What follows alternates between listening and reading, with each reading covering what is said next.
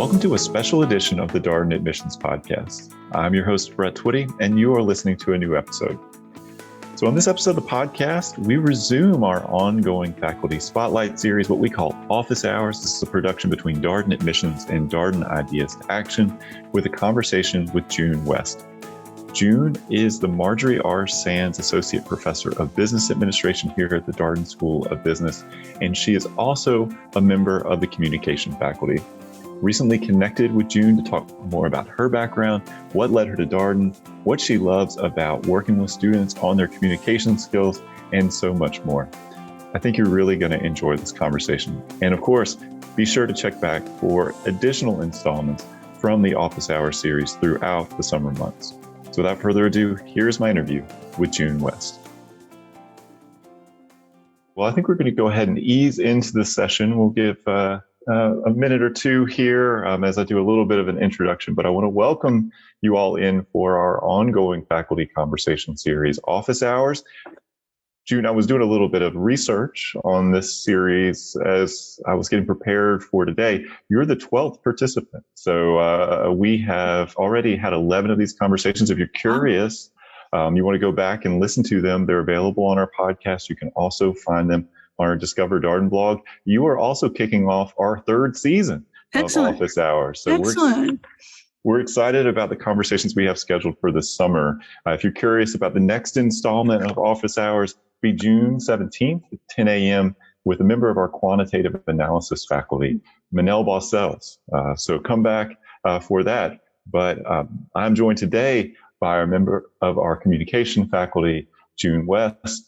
June teaches all kinds of students here at the Darden School of Business. She works with full-time MBA students. She also teaches electives to our executive MBA students, and she'll be working with the inaugural cohort of part-time MBA program, teaching leadership communication course in the required core curriculum. And June, I remember we were at a cookout back in August, September timeframe, and you said, I really want to be working with the part-time cohort, and it's happening. So that's awesome. So welcome, yes. June. Thank you for being here. Very exciting. Thank you very much, Brett, for inviting me to the Office Hours for Darden and to kicking off the new season. How exciting for me. Greetings, everyone, from wherever you're beaming in from. Thank you very much for taking your time, as Brett said, on Friday to join us to chat a bit.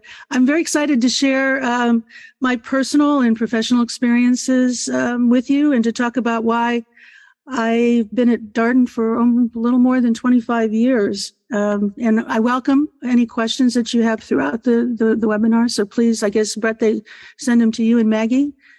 Yeah, I'll keep an eye on the Q&A, and I've got some questions for you, June. I so enjoyed our prep conversation for this one. So we got a lot of things to get into. Yes, we do.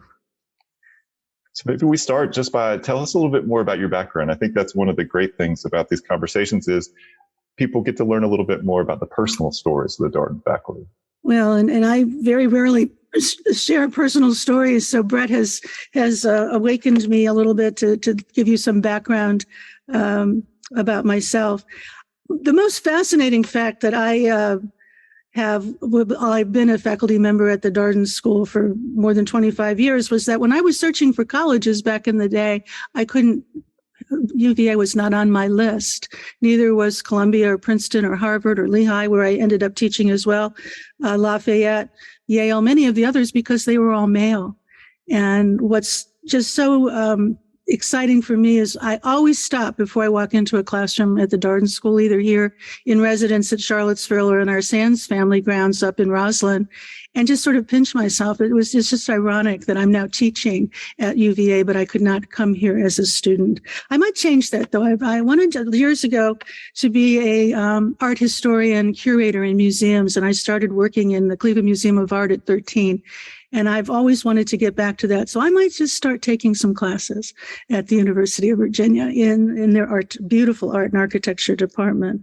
So times have changed. When I began teaching MBAs in the early 1980, classes were all engineers. I was at Lehigh University, and they were all male. So times have changed. I think we were seeing almost 47%, if not 50% of women, Brett, in our part-time program, which is wonderful numbers. We also have high numbers here in the residential program for women, and international students very much have been joining us, which is great news. We need that kind of diversity of thought in the classroom. So very exciting. I'm a native of Cleveland, Ohio. I say that proudly because Cleveland, Ohio gets such a bad rap, but I grew up in Cleveland and love it very much. If you ever have a chance to visit there, don't pay attention to the bad rumors. It's a beautiful, beautiful city. I'm also a proud high school graduate of Beaumont School for Girls. I went to all girls schools my life, which was fun, and Beaumont was a wonderful experience. It was an Ursuline convent school located in Cleveland Heights, Ohio. I'm still going strong today and still all girls. So that's exciting. I also am a first generation college student and the only member of my entire extended family that holds 3 degrees. I paid for all of my college expenses by myself, so I always worked going to school. Undergraduate at University of Tennessee, I was a full-time student, but I also worked in order to pay for that education. And then I went on to Kent State University and Lehigh University at night. And so I finished my doctorate at night while I was working full-time, had 2 school-age children and a husband with a very important job running Lehigh University's laboratory school. So I understand all about the part-time program people who will join us and how hard and difficult it is to manage all of those different roles, but it's well worth the effort. And I must say to all of you, if you do have children, my kids always did their homework with me in various libraries, regardless of where I was. And they both have such a wonderful passion for beautiful libraries, such as the one on the Lehigh University campus, and of course, the ones here at UVA. I am a mom. I have 2 sons. My son, Nathan West, is here in Charlottesville and is a serious entrepreneur. He was one of the first local small businesses was invited to join Darden's Innovation Lab, iLab, several years ago and helped us launch his sweet hot sauce business called badhatterfoods.com. He is always coming up with all kinds of stuff and is running a couple of companies. My oldest son, Benjamin, moved to Paris, France, and Lyon, France 20 years ago and has never come really back except to visit. He lives now and works there in the luxury business. And my late husband, Fred West, was an advocate of autism in the very early years in the 1970s and 80s, and very much an advocate for children and adults with disabilities and special needs. And what's really gratifying, even though he's not here with us today, is many of his innovations are now standard operating procedures for children and young adults, particularly with autism. It was his passion. And I will end by saying my 2 passions are automobiles. I love cars and I love fishing. And though we won't talk about that, if you get down to grounds or Sands Family Grounds when you join us at the Darden School, I'll be happy to talk for hours about my 2 passions. So a little bit about me. Well, thank you, June. So much richness there in what you just shared. One of the things that is always fun to hear faculty reflect on is how they got interested in their expertise area. So you're an expert in leadership communication. You teach all kinds of courses. You do executive education. You're involved in so much here around this topic. And I wonder what brought you to communication? What really got you interested in this concept?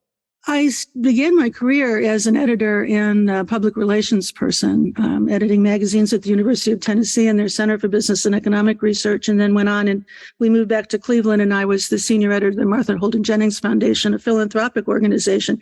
And I just loved writing. I loved to write, loved editing magazines, seeing the final product come together. And my friends, that was the days before computers, where we actually had big printing presses that printed out our magazines. And I was always invited by the print shop to stand and get the first copy of my magazine off those big print shops. It was always a fun day. But leadership is communication, a very important part. And I think I know that today we're seeing so many examples of good and bad communication. My colleagues and I took note during the COVID, when we were all isolated, of all the messages that were coming out of the C-suites of our corporations, and we called them either useful or useless. And so what's very important today, post-COVID world, a global world, is the ability to be able to communicate to everyone in real time. Very important to me. How do we communicate in a global and international realm? And also when our graduates come back, our alumni, the first thing they say is the two courses that they really use every day are their courses in leadership communication and leading organizations. And one of our most respected alumni, good friend, Scott Price, Chief Strategy Officer at UPS, often comes to classes to chat. And he always says all he does all day long is counsel, advise, and communicate. So he said those two courses were very important. And I just, as I said, after I left the practitioner world back in the late 70s and began teaching in 1980, my first class was all engineers, evening class, and PhDs in engineers and master's degrees in engineers, and they were going back to get their MBA. And helping them understand how they really were expert communicators was really moving to me. And so I've just stayed with it and have thoroughly enjoyed it through these several decades. We won't say how many, you can do the math. Well, I love that point about this being a topic, a subject that can have a lot of impact for students, not only during their time at Darden, but throughout their careers. You mentioned your very personal journey with the University of Virginia, looking at this maybe as a prospective student, realizing that you couldn't be a student at UVA because it was an all-male institution at that time, coming back around to now being a faculty member here. How did you get to Darden? I came as a visiting professor. My husband was running a school for children with special needs in Greensboro, North Carolina, and I had left teaching at New York University and was in Greensboro, and UVA needed a visiting professor in the field of leadership communication. So I commuted for a year, and at the end of the year, the dean was so very gracious to offer me a job. And I said, absolutely, I'd be happy to. So I moved the family, including my husband, up here to Charlottesville. And that was almost, 27 years ago, I guess. So I've enjoyed every minute, every day, every student. Well, one of the things that if folks look at your faculty bio, and they absolutely should, that really comes through as you read through the paragraphs there, is your passion for education innovation, curriculum design. You've worked with a lot of different kinds of programs through your career. What got you interested in these topics? At Darden, we have such an entrepreneurial spirit, not just with our students, but with our faculty. And very much we are always encouraged to innovate, to work with colleagues in schools across the university grounds to bring the most up-to-date, current, relevant topics to our students. And so that's what really excites me about the Darden School. It just allows for that kind of out-of-the-box thinking. And I've really had a blank canvas, Brett, for innovation and curriculum design in the field of communication, because it's changing so much, and particularly as we see today, we have to be current and relevant. Our classes cannot use the same material year to year. So everyone wants to know, what are you doing this summer? We aren't on the beach, my friends. We're in our offices updating those classes that will start in August 15th, not too much far away. What was fascinating to me during COVID is now, and I'm hearing from CEOs just in the last couple of weeks, I was able to visit a couple of companies through a program we'll talk about maybe later. How do you communicate with a workforce that was mandated to stay home? How do you communicate with a workforce now that is totally global? People are not living anymore where we all used to live and work together. People are all over the world in all different time zones. How do you communicate with them? How, as a manager, do you create a culture that people are feeling motivated? They're feeling that they're not isolated, that they're part of a program. I know what we talk about here at the Darden School's Hall Talk. We all enjoy just seeing each other in the hall and maybe chatting about what we're doing and finding out that we have some synergies that we might work on. How do you replicate that in an environment now that you're not seeing people in the hallways anymore? You're going to see them on camera. So it's just the whole field of communication has just become even more fascinating than it was back in the day when I started, which I must admit, folks, we had an electric typewriter, the U.S. Postal Service, a secretary, and the fax machine was our newest innovation. Well, June, I want to stick with this communication during this increasingly virtual workplace moment, because we actually got a question in the Q&A, and to our attendees, If you have questions as we go along here, it's invariably the case with these office hours conversations that we're not able to get to every question. But you've said something here that aligns with the first question that we've gotten here. And so how do you think communication is going to continue to evolve here, leadership communication specifically, given that it seems like workforces in many industries will be increasingly virtual, maybe fully virtual, maybe a little bit of time in the office, but this doesn't seem to be going away for some jobs. No, it's not. And it's become even more critical. A couple of weeks ago, I was in the boardroom of a Fortune 50 company with a CEO, and all this gentleman talked about was employee retention and employee motivation and attrition. And how do you motivate older workers to work with younger workers, and some of the changing trends that he was seeing in, it was a very fascinating conversation because we didn't talk at all about numbers or percentages or profit and loss or what was going on. It was all about this employee engagement. It was very much top of mind for him on how do you do this. I think what's really important is this idea of knowing your audience. If I would say there's anything in the communication realm that's the most important, is understanding who is in your audience. Who are you talking to? Who are your employees? And how do you adjust your messages for each of them and for your team? That also makes you have to have a healthy sense of yourself. So we spend a lot of time in the leadership classroom and in the leading organization classrooms on understanding who you are. What are your leadership styles? What are your communication styles? What do you do well? And what do you really need to work on? And then just message structure strategy. That's my favorite place. And my students laugh at me is how do you organize information for the audience so that they are getting it in the way that you want it to come across, and that you're getting the feedback that you want, not just any old feedback, but exactly what you've asked for. And that's what's exciting about communication. And it's becoming more exciting today because it's global. And those challenges of being able to communicate in other people's languages, at least to have your messages translated, to talk to your employees in Singapore, or I do a lot of work in Bahrain and Dubai to make sure that we're not making them get up in the middle of the night to chat with us. So all of those complexities now become so much more rich as we begin to worry about communication as we should.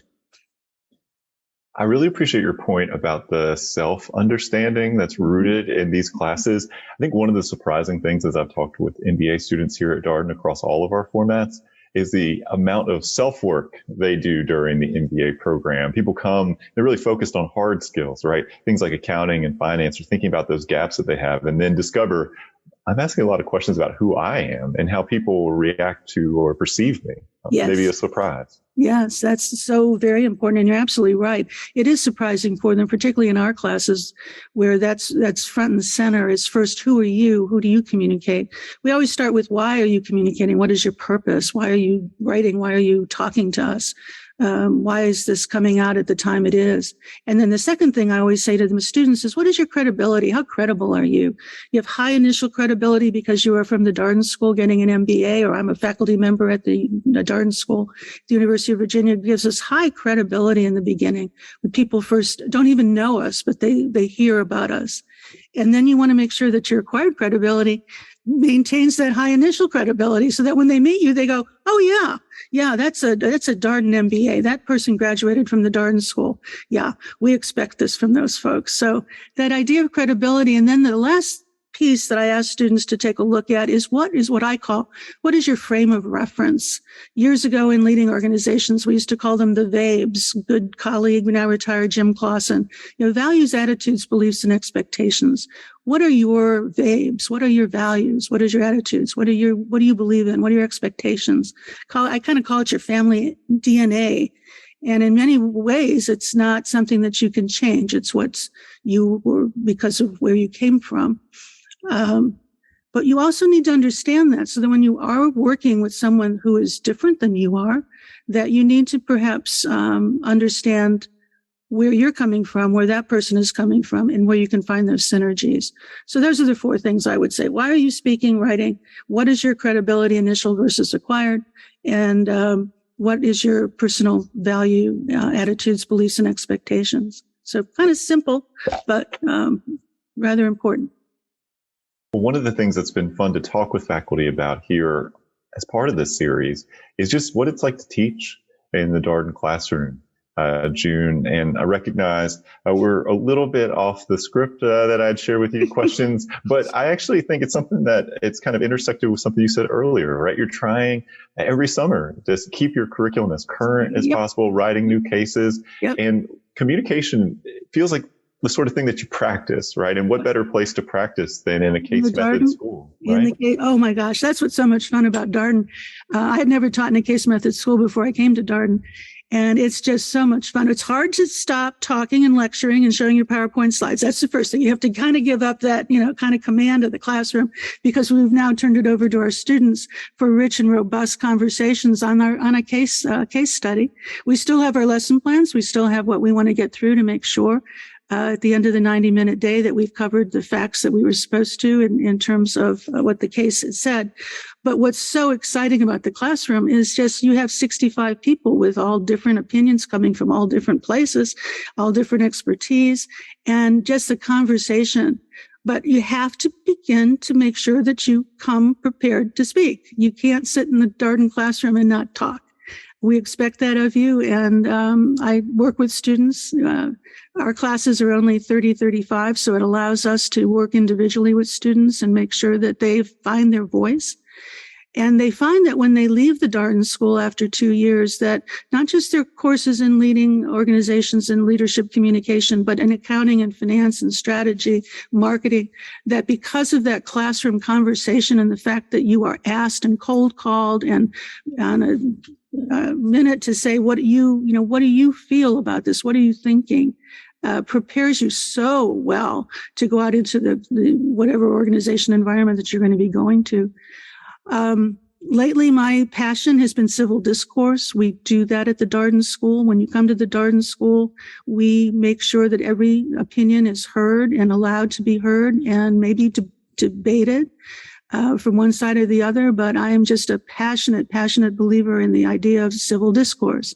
And I want to hear from you. Your opinions are different than me, then get them out there. Let's talk about it. Because in the end, when you're going to be a leader, sitting around a board table with your executive teams trying to decide whether or not you should stop selling Coca-Cola in Russia because of the Russian-Ukraine conflict, you need all voices to talk to you about, is this a good idea? Why is it not a good idea? What are the implications? What are the impacts? What are some of the things? And that's where you have to have good civil discourse. That runs a little counter to where we are as a world right now in terms of hearing other ideas and having that robust conversation and that openness. Well, that's what universities are for. That is the place for civil discourse. If we don't have it in Congress, American Congress right now, in legislature, or we don't have it in our homes, it has to be at the university. I will passionately advocate for that forever, that the one place we know that we can come and have safe conversations about all topics is either university or colleges of your choice. And that's what the classroom is all about. That is what the Darden Case Method class is all about. Well, June, one of the things that I really loved, I watched your faculty video, which also recommend to our attendees today. It's so old. Hey, a lot of good content. I really appreciate it. You said in that video that you love helping students find their leadership presence, positive ethos. I recognize that some of our attendees here are thinking about this course and communication and the centrality and importance of this as they move forward in their careers, and thinking maybe something like, gosh, public speaking makes me nervous. I'm not comfortable speaking in front of a group right now. How am I going to get there? And in that video, you talk about helping students develop in this way. So do you want to share a little bit more about what you enjoy about that work? Oh, it's great fun. So many people are so fearful of getting in front of public speaking. And I tell my students it's one of the most fun things to do. So you'll hear from my Speaking About Business alumni students, our goal always is, number one, to have fun, because getting up in front of a group and being able to share your ideas and listen to other people's ideas is just so much fun, and to put together a good presentation. Your speaking skills also are one of the main skills that will promote you in an organization, because people are not comfortable speaking in public. When a rarity like a Darden grad comes out and is very comfortable because of cold calls and the way that our case method classes work, plus good courses like speaking about business that really force you to talk, you are recognized in interviews. You're recognized in when you're working, and certainly are promoted. So many researchers call it the inner critic. Several of us have a higher, stronger inner critics than other people. I was raised Catholic, and the nuns used to tell us that the, bad angel sat on your left shoulder and the good angel sat on your right shoulder. So I always think of the inner critic was on my left shoulder and kind of brushed her off every now and then when she gets overactive about what she's not liking about what I'm saying. And so you kind of have to calm that inner critic. So that's what we work on. We work on practice and preparation. The more you prepare for a public speaking event, the more you practice, the more confident you will feel because you have the content down. I always have several students that walk in and say, "Oh, June, I don't want to be scripted. I just want to wing it." And I go, "Well, I'm from Cleveland. I don't think LeBron James just sort of walks onto the basketball court and wings it, or Tiger Woods or Jack Nicklaus or any of our unbelievable Olympians spend years and years and years." Those of you in the audience who were played instruments, understand practice. And that's exactly what you need to do for public speaking. You got to practice. Can we talk about speaking about business for a second? Sure. This is an elective. I want to say this for our attendees because I get to see our executive MBA students while they're in residency. And when you were teaching your class, I kept running into executive MBA students who were just so excited about this class. So tell us a little bit more about speaking about business.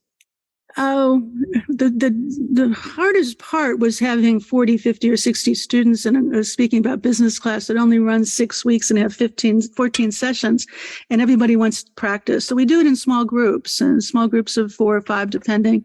And each class, there's a particular topic that's very broad and general, and frankly, have come from the students themselves. So my first years, when they come back as second years, I always poll them to see what was going on in business in your summer internships. What were some of the things that you had to do?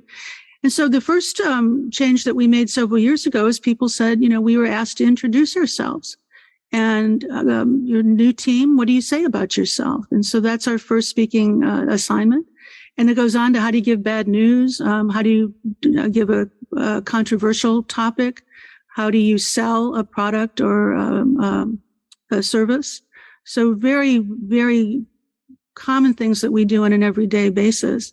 And they do it in small groups and videotape and get feedback. And then at the end of the year, the end of the term, actually, we do an expert panel, which is just great fun. And the small groups each pick a topic that they feel they can speak for 20 minutes, 30 minutes on as a group. And we have a great expert panel. I'm a Sunday morning talk show junkie, so I love Fareed Zakaria. And Fareed, if you're listening, we'd love to have you come to the Darden School. And I just love the way he runs his Sunday morning show. And so I tell them to watch the Sunday morning shows, and this is how we're going to conduct ourselves. And they have a lot of fun. We have to have a moderator, which is a hard job. How do you keep people moving along? What about questions? What about preparing in advance? How do you have a slide deck that's cohesive? And but of course, our objective in every class is just to have fun. I love the idea that Fareed Zakaria is out there tuning into our office hours. Oh, wouldn't that be fabulous? I just love his morning shows on Sunday. We have almost 150 people with us right now. Yeah, we're doing all right. Not quite CNN numbers, but we're doing okay. Send in your questions, please. Yeah. So one of the things that's coming up a little bit here, June, in the Q&A is like people are asking about communicating in different types of organizations, right? I work in federal government versus the private sector, or a tech company versus a healthcare company. How do you help people think about how that organizational context may drive communication approach or style? It probably hinges on some of the challenges and barriers that those structures give you, for sure. I remember I had a phone call from an alum a year or two ago during COVID. We were getting through COVID, and she was working in a healthcare product company and wanted to get her products back into the surgical suites in the hospitals because elective surgery had been stopped during COVID for dealing with all of the COVID patients. But she's not in marketing or sales. This was business development. And we talked about that, and it's an interesting demarcation where she did not feel that she could go ahead and do a marketing piece to her clients. It was more of an informational piece to say, hey, look at us. Remember, we used to be in your stock rooms. And so we came up with a stockroom video type message that showed a hospital stockroom. I did some work in college in surgical suites, stocking stockrooms, so I'm pretty familiar with them. And so we had this sort of visual of all of their products in the stockroom for, whatever they would need. It was a nice way of communicating, but again, understanding that you're not selling, you're simply informing. And that's one of the keys to good communication is this idea of, am I telling people something, just informing them that's not going to upset them, or am I trying to change their behavior and persuade them? Again, if we go back to what I talked about a couple of minutes ago, that those 4 pieces: why are you communicating? What is your credibility? What is your background? And then what is your message structure strategy? Should get you to be able to communicate in all industries and sectors. Understanding then that's where the audience analysis comes into play, is who are you dealing with? Are you dealing with the bureaucratic federal space? Are you dealing with the bureaucratic defense industry group of people? Very different from consulting, a Deloitte or a Boston group or McKinsey or hospital, UVA Health Services, or a place like Darden. What are all those cultures that are different? And then who are you communicating to? Don't tell my deans, but when I go to see them, I usually have a 30-minute time section. And usually that is because of time running over. Sometimes only goes to maybe 15 or 20 minutes. And so I make sure that I have some talking points that only are going to take 15 or 20. I can expand to 30 if I get that option, or if they want to talk to me longer. And I'm also cool about only having a 15-minute window to get my points across. And then I leave behind something, because that's what I understand my audience in terms of my bosses need. So they don't see me. They'll also have something that they can look at when they have more time, because they're very busy people. But so understand that issue of audience analysis is key. It's only 1-to-1, 1-to-400, 1-to-150 today. What are some of those complexities? And then all of the different things. What's so cool about audience analysis is, we all come from different places. And so you're dealing with folks who have different attitudes and languages and backgrounds and engineers and accountants and finance people and educators and historians, and you get all those people together. And that is a real challenge, to make sure that you can communicate to all of those people and get your message across. That's the key. It's what you want to get across for them to hear and remember. Well, June, one of the things you mentioned previously is also you have this real interest in the sort of structural approach to communication too. Yeah. And to your earlier point, when you were commenting about winging it and how that's probably not the best strategy, I also was thinking a little bit about structurally, what do you work with students on, and sort of thinking about that discipline as they're communicating with audiences? That's great fun when it comes to communication. And a lot of people don't understand that there are so many frameworks out there, much like you would find in an accounting class or marketing class or finance class. We have structures and frameworks that we work from. And I have probably 6 or 7 that I will use with students that I pick because of their industries, and tell them, which ones work for you. One of my favorites is something called from Peter Senge, called Current Reality Strategic Intent. And my oldest son in France uses this one all the time. And all Senge says is, if you're starting a writing project or speaking project, talk about what's going on right now. What's the current reality in the organization? And then you might want to look at, 5 years from now, 5 months from now, 2 months from now, what's our intent? What's our strategic intent? Where do we want to get to in that time period? And then what Senge says is that opens a gap about what needs to go. So what do you need to get rid of and what needs to come in? What are some of the resources that you need to make this, to get to your strategic intent? That one just speaks to me. You can write a report about it. You can write a 5-paragraph email about it. I do 2-day focus groups just with that 4 buckets. The other one's been from 1940s, Monroe's motivated sequence for persuasion, and it's a 5-step process. Again, you need 5 paragraphs, 5 pages, 5 chapters, and Monroe's motivated sequence starts with attention. So, what are your statistics? If you watch some television info commercials, it's the Monroe motivated sequence where they get you with some. I love the glass boat guy, that has the sealant, and you think he's going to fall in the water and he doesn't. So what's your attention step? How do you grab people's attention? And then what is their need? What do they need? Well, they need a product that makes sure that things don't leak when it's important that they don't leak. And then the satisfaction step is, this product, look at me, I'm sitting in a glass boat with this product and I'm dry. And then what's the benefit? And then always when you're persuading, what's the call for action? What do you want people to do? So if you call within the next 10 minutes, we're going to send you 2 of these for $19.95. So great fun. And there's so many more. The students laugh at me because I get really excited about these frameworks, but I'll be hearing from them. They just left. The first years will be in their summer internships here within days and weeks. And I'll be getting phone calls saying, June, what was that one that you really liked? I need it right now. So great fun. Well, interesting question here in the Q&A so we talked a lot about speaking, but this person is asking about listening, right? So you talked about civil discourse, the importance of being open. Yes. And what I'm hearing you say is that listening is also an equally important part of this communication work. When you get to the Darden case method classroom, what you're going to see is a group of people who listen very, very carefully.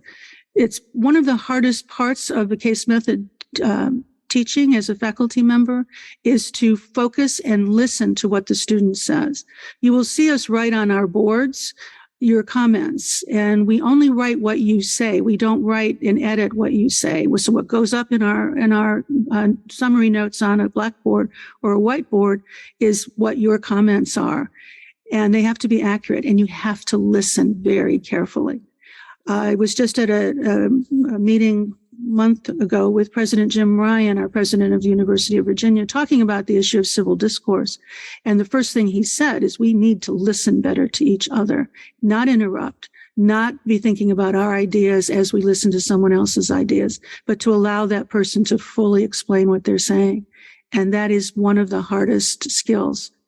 My father-in-law used to say, loose lips sink ships, which is an old World War II saying, and it's true. So the more you listen, you can't get into trouble.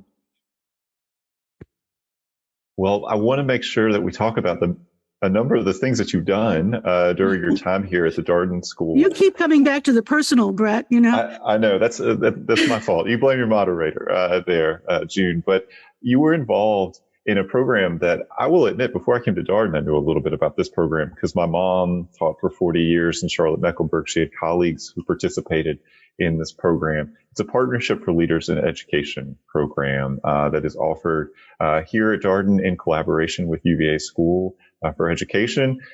What got you involved with this work, and why are you passionate about it?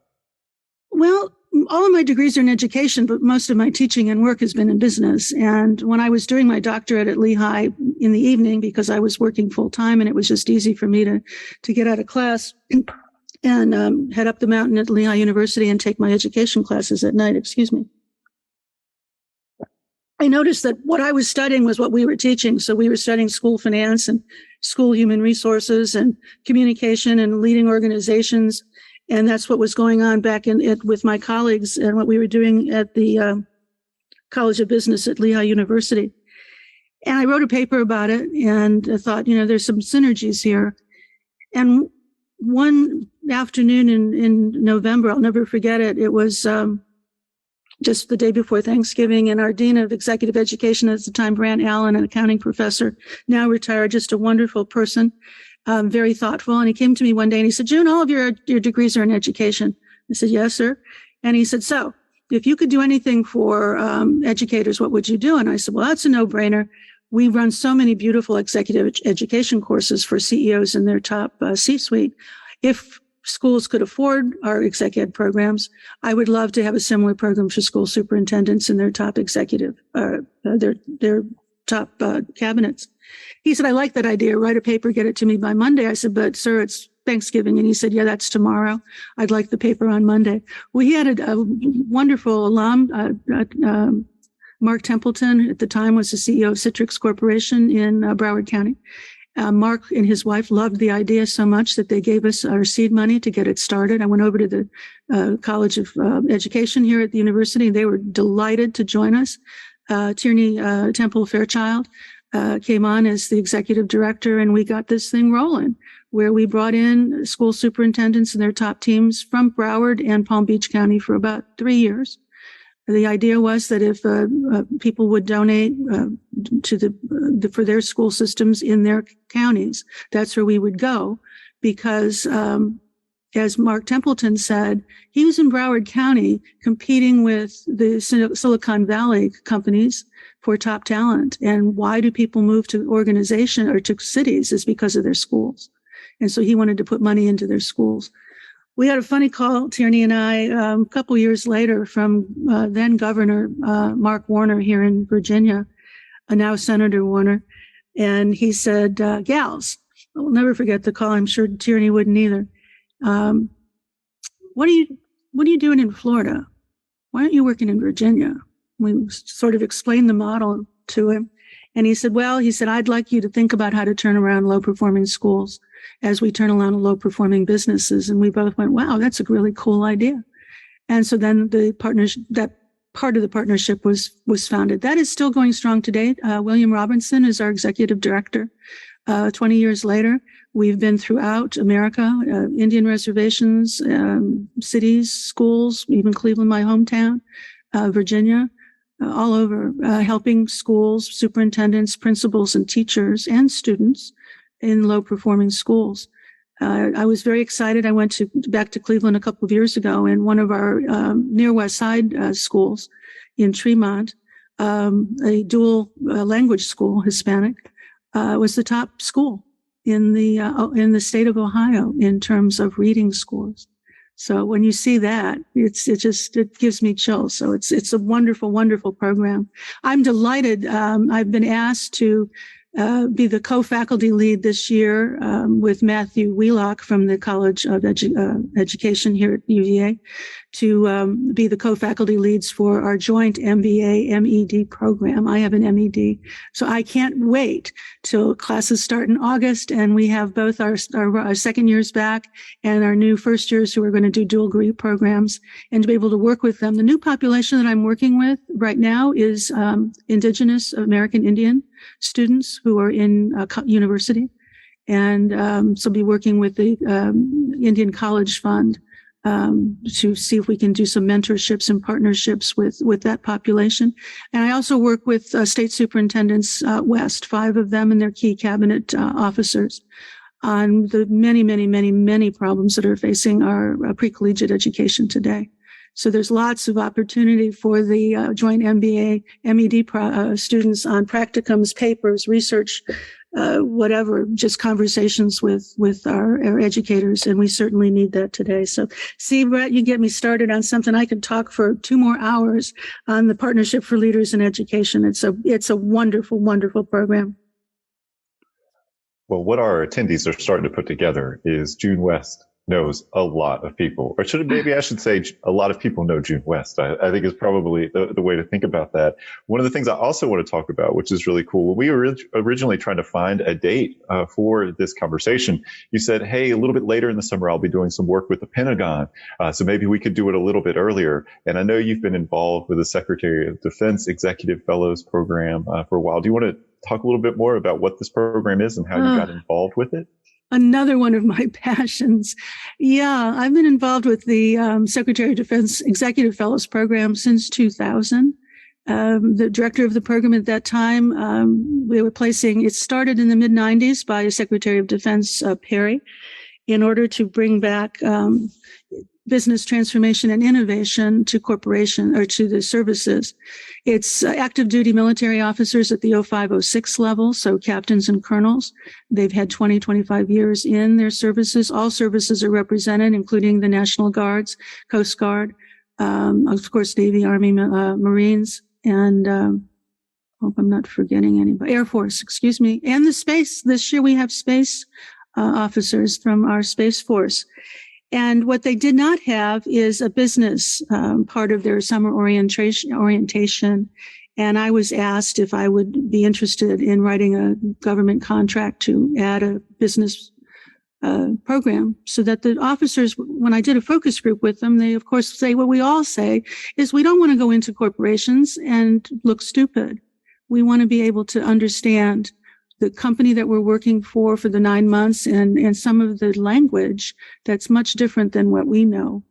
And so every summer they come here to Darden for about 7 days.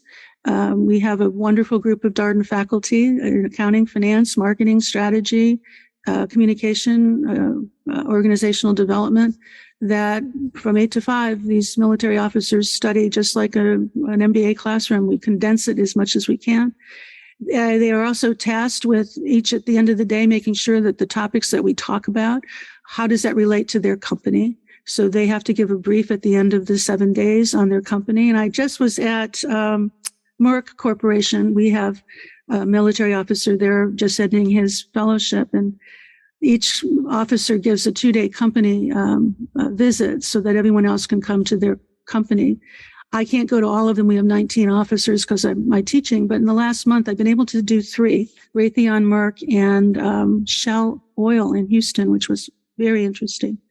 But the gentleman at Merck said to me, he said, wow, Mick was so impressive when he first came because he knew so much about the company. And I thought, yeah, what we're doing at the Darden School is important. And the military officers are very enthusiastic. So we have a whole new group coming in the middle of July, another 19. I'm looking forward to working with them. Another thing you're involved with, and we have a couple of admissions podcasts, Experience Darden and Exec MBA podcast, and you also have a podcast. I do. Steve Soltis hosts a podcast out there in the world. For those of you who are looking for it, it's called CEO Voices. It's in its 2nd season, right? 3rd season's on the way. Third season this summer. I can't tell who it is, but it is an unbelievable lineup of folks. Yeah. That's a very funny story, Brett. You are pulling out a lot of personal stuff here, which I never do. My colleagues, if any of them see this, are going to say, wow, she's been here 27 years. We didn't know much about this. My father-in-law, Fred West, was president of Bethlehem Steel, and back in the 70s and 80s while I was teaching at Lehigh. And as I said, one of my passions is fishing, and I was grateful to be married into a family of all fishermen, both fly fishing and bait fishing. And I often would find myself sitting in a rowboat with my father-in-law, and we would just paddle around lakes and fish into the reeds. And I got an opportunity to chat with him about stuff. And then through the years, he would call me. I would call him when there was, big news days like we're seeing. And I'd ask Dad what he thought. I'll never forget he was a Harvard, he had an advanced degree, management degree from Harvard and undergrad from Cornell. And he called me one day and he was not happy. And I said, what's up? And he said, June, Harvard's just starting an ethics department at the business school, which he graduated from. And he said, why are we teaching MBA students? Why do we need to teach them ethics? Because, of course, in his world, you did the right thing. Now, we can talk about that in the classroom at some point that, these guys years ago, they thought they may have been doing the right thing, but perhaps they didn't really think about the ramifications. I'm not going to say that, but I often thought, wow, wouldn't it be fun to have students to be able to have conversations with CEOs and see what's on their mind and what do they think about some of the stuff that's going on? And when Steve Soltis joined us after 30 years writing for CEOs, last position was at Coca-Cola as a head of C-suite communication and the chief speechwriter for Muhtar Kent, now retired CEO, and in our first season podcast, Muhtar. And Steve said, well, let's do a podcast. Let's call CEO Voices, Leading with Communication. And let's get these CEOs to talk about the importance of communication. And no one has said no to us. So we've had our season 1. We had great folks. Muhtar Kent and Craig Lessiter and Frank Blake, retired CEO from Home Depot, and Michelle Nunn, who's president of CARE USA, who is super busy today with the humanitarian efforts around the world. Second season was entrepreneurs. So we had Hayes Humphreys, who's an alumni from Darden, started Devil's Backbone brewery here in Nelson County, which was bought by Anheuser-Busch. And Charlotte Haynes from the Haynes clothing line, but also an entrepreneur in Lower Virginia, West Virginia. Jennifer Baseglia from Interos, who's running a $1 billion startup company in Washington. So just really interesting people all talking about communication and giving MBA students that opportunity to have the kind of dialogue I had years ago with CEOs and continue with the Secretary of Defense program to be able to talk to CEOs and see, what's exactly on their mind in today's world with today's leadership. Many of these folks come to Darden in either our leadership speakers series, which brings in chief executive officers, and many of them have zoomed into our classes. Steve and I teach a class on communicating transformation and disruption. And they are happy to zoom in and offer insight and just have really honest, good dialogue with our students. So great fun. Lots of great fun. Like I said, Darden is just, the innovation entrepreneurial spirit here is exhilarating. One of the things that's come up in the Q&A is about communicating across generational difference. And you talked about this a little bit earlier about you have earlier career employees, you maybe have people who are further along 20, 30 years into their career, all navigating this kind of very unusual time, lots going on in the world. How do you help organizations think about communicating across this really diverse generational set? That is top of mind in the three companies that I visited this past month, talking to the CEO, CFO, CHOs, the chief marketing and chief human resources. Top of mind. That's what they talked about. One of the biggest issues is having people like me in an organization and then having brand new, newly minted PhDs, MBAs, fresh out of college, perhaps. And how do we get all of these different generations, not to mention different backgrounds and experiences and feelings, to begin to work together? One of the CEOs was saying that today, to be promoted, he needs to promote his young people within 3.5 years, not 10 years, not 15 years. And so how do you deal with people who have been promoted after 10 or 15 years of work, looking at people who are only be promoted now at 3.5 years? And so the whole idea of having to work with older people to help us understand the transitions, also to help us learn to mentor and to have good conversations and good opportunities to meet with younger people, same with younger people, things that they can do for us as mentor us, senior employees. I remember years ago at Lehigh, one of the professors was opining about institutional memory. His name was Jim Hobbs, management professor. And I said, Jim, what do you mean by institutional memory? And he said, I'm worried that we're losing all of our seasoned and older faculty, because that's where the institutional memory is. And it's always stuck with me, that how important it is that we maintain institutional memory and history. And so that is something that the older employees can offer to younger people, to pass that kind of baton, but also to maintain that part of our culture perhaps are some of these issues.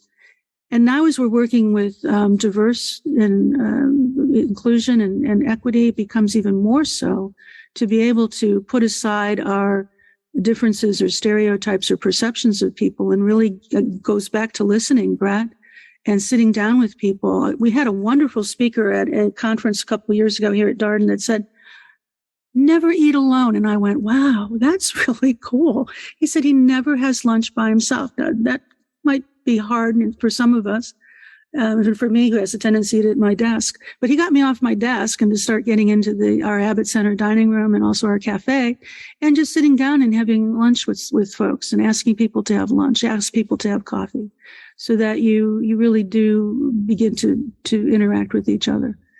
We first have to listen to each other. We have to understand each other. We have to get to know each other. Then we can work with each other and supervise each other.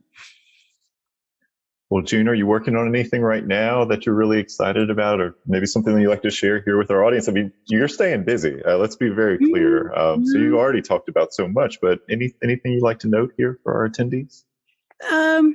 One of my passions, I was honored last year with a chair, the Marjorie R. Sands chair, the business administration. Mrs. Sands, of course, was the wife of Frank Sands, and the Sands family has been so generous with Darden, Mr. Sands alumni, along with some of his children. We have the Sands family grounds in Northern Virginia, which is our site of our northern classes, not to mention what he's done for us here. And in Mrs. Sands' memory, the money that I received through the chair, I'm using to continue a women case study project that I've been passionate about. Many of the women faculty here at Darden are writing case studies on women protagonists, senior executive women, senior leadership folks in different organizations, so that we have good cases in the classroom that also reflect the diversity in the classroom. Also international women. Because of my son in Paris, I know a lot of senior executive women in an international arena. So we certainly want to bring in more global cases. I also do a lot of work in Bahrain and Dubai. I have been working in Bahrain since 1998, 1999. So trying to get some cases from the Middle East, a very important part of the world, a lot of work going there. As I mentioned, the MBA, MED program. So we'll be working with Professor Dr. Wheelock this summer to get those activities going for next year and to see what we can do. That's going to be exciting. And the part-time MBA program, there's a whole new leadership communication course and curriculum that needs to be designed and developed. So that'll keep me busy for the couple of weeks before we gear up for August 15th for the start of school. So excited to be back in the classroom for sure. So that's what I'm up to. But yeah, just a few things there. How are we doing? Okay. All right. So last question here for you, June. Mm-hmm. As we wrap up, we covered so much today, but I wonder if you have a final word of advice, something you would encourage our attendees to take with them as they think about Darden pursuing an MBA, this next step potentially on the professional journey. Yeah, that's a big one too. For those of you who are taking 2 years off from your career, very important decision to be made, particularly with families and so forth. But very important, as I've been reading the newspapers the last couple of weeks about the return on investment of graduate programs. MBA programs are still staying pretty high up there with the return on investment, particularly coming to a school like Darden, where we are really focused on community and a community that's going to stay with you for the rest of your career. The friendships that you will form here with both your colleagues and our administrative great staff like Brett and Maggie, and then the faculty. I just had a text this morning from a alum that's been on a couple years and changing jobs and would like to do some behavioral interview. So we're always helping and just staying in touch with people, get some fun photos from about babies and marriages and so forth. So that's the really fun part about the community here at Darden that you would be joining. 2 years goes really quickly. You have to be present. We've talked about listening, but the Darden case classroom is a place where you have to show up and be present. And for some of you who are not used to speaking in classes, it's a great place for you to come, because you're going to be forced to. I know it's scary, but we'll help you through that. We'll help you get over it. You can always tell your professors, I'm reluctant to speak, and we'll give you what we call a soft call, where we'll say, okay, now Brett, I'm going to ask you in a couple of minutes, and think about what you might say here. So we're really great about that. But I would ask you to please really participate in class. Don't worry about looking stupid. We all feel that we're stupid. And what's really nice is when someone in class who takes the courage and says, I don't understand this, or could you please, can we go back to this point? I'm not sure I'm clear on that, or I really don't know if I agree with this. There's probably 6 to 7, if not 20 people in the room going, oh, I'm so glad that person asked that because I wanted to, but I was too afraid. So be that person that says, okay, let's do that. That goes back to my issue of civil discourse as well. That be the person that says, no, I want to listen to what Maggie has to say. No, Maggie, that's an interesting point. Or Maggie, you've had your hand up for a while, and I think you might want to say something. So you definitely want to help out each other and make sure that we are in an environment that we all feel comfortable talking about what we believe in and what our values are. I say to the international students in particular, please come and share with us your country's cultures. We do a lot of really fun things here with social events to help everyone understand where all the different places that we come from. I certainly would encourage you to make sure that you talk about your experiences. And this goes for all students. You have to have several years work experience. And I sometimes say to my students, what happened to those? You don't talk about them. So please come to the classroom with conversations, examples, stories from your experience in your different businesses, organizations that you come from, and particularly internationally. So I think those would be the two top of mind for me. Would be present, help us create a classroom environment where everyone feels they can be heard. Don't be afraid to say you don't know something. If you don't want to do it publicly, you can always come up after class and say, June, I don't know. Can we talk about that? The other great thing about the Darden community is the fact that we don't have office hours. We're available to students. So we'll be back into our offices this coming fall. You're always welcome to stop in or ask for a Zoom call or a phone call and just say, I'd like to chat. And that's one of the best things. Do we have a minute? Where are we doing on time? Oh, we're a little over. Yeah. So. Well, thank you so much, June. It's been such a pleasure. And I always feel with these conversations, we could just keep going and going. There's always so much to talk about. We'd love to. To our attendees, thank you so much for being here today. Mm-hmm. It's been wonderful having you along for this conversation. We got such great questions in the Q&A. So thank you for being engaged and actively listening as we've gone through this conversation. If you enjoyed this conversation, and I trust that you did, please join us again in June 17th at 10 a.m., same time Eastern, here for a conversation with Professor Manel Balcells. We actually have the Office Hours series scheduled all the way out through early August with a number of great faculty.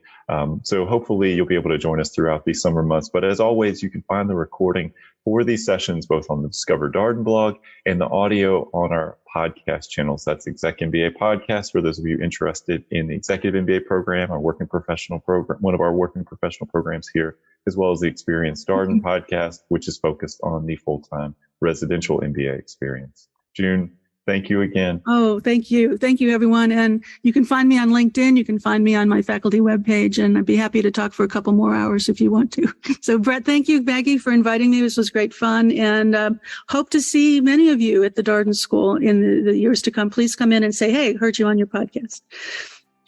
Take care, everybody. Thank you. Have a great weekend. Have a great weekend. And that was my interview with June West, the Marjorie R. Sands Associate Professor of Business Administration here at the Darden School of Business. As always, if you have any comments, suggestions, requests, anything you'd like for us to cover here on the podcast, we're all ears. We can be reached at Darden, that's DARDEN, at virginia.edu. Until next time, stay safe, be well, and thanks for listening.